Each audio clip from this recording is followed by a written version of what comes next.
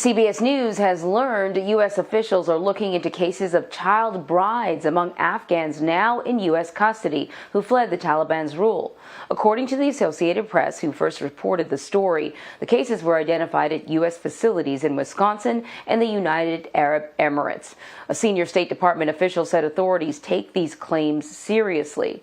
So I want to bring in CBS News White House reporter Bo Erickson, who's been following this story, to talk a little bit more about this. So it appears, Bo, and thanks for joining us. It appears that we are talking about girls who claim that they were forced to marry right before they left the country. Why were these girls forced into marriages, and how were they identified?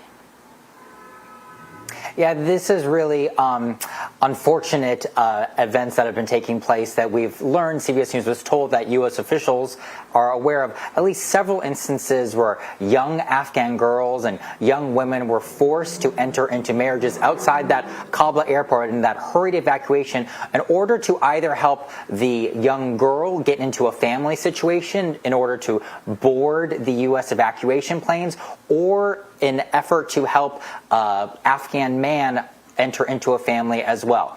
We have learned about this because through the vetting processes at foreign U.S. bases, they have been asking these Afghan evacuees basic questions when it comes to vetting. And I was told this weekend that one of the things that is kind of raising the flags here is that there are age differences between some young Afghan women and the men who are they supposedly married to. The authorities over there, U.S. officials, have said that they are going back and asking these questions. Obviously, in the United States, young girls cannot be married to older men, so that is creating kind of a ripple over there, and the U.S. officials are still trying to figure out how to deal with this issue.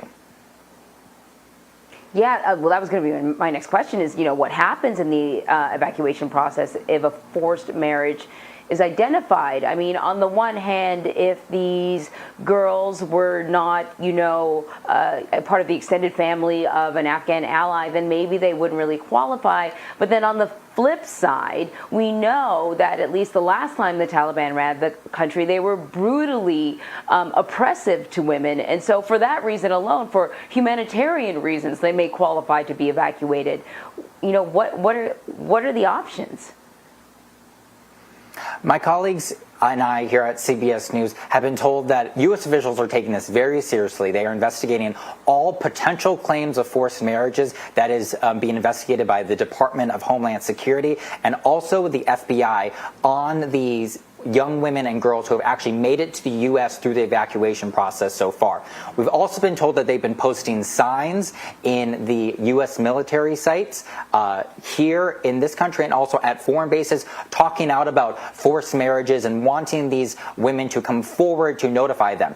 I was told this weekend by someone who's familiar with kind of this process of investigating, saying that if they feel like these women are in danger, they will actually separate them from their travel companions as well. And the U.S. is still trying to figure out what to do with these young girls who may be forced into these marriages and also the men who may have forced them. It is unclear right now what will actually happen depending on whether if they are still at a foreign base or whether at the U.S. So U.S. officials are still trying to figure out if there may be any legal ramifications for these individuals going forward.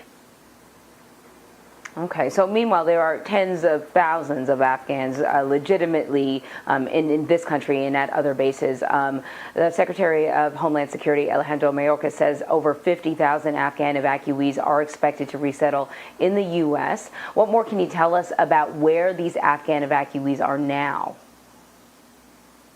Yeah, it's so good to keep the spotlight on this big evacuation process, because even though these tens of thousands of Afghans made it out of that scary situation at the Kabul airport, there's still a long road ahead for them. Right now, according to federal data that was obtained here at CBS News, as of yesterday, there was about 41,000 Afghan evacuees currently in the United States. They are being temporarily housed in 6 different states at different military installations there. There's currently also about 22,000 Afghan evacuees still at overseas bases awaiting U.S. vetting procedures in order to bring them over to this country.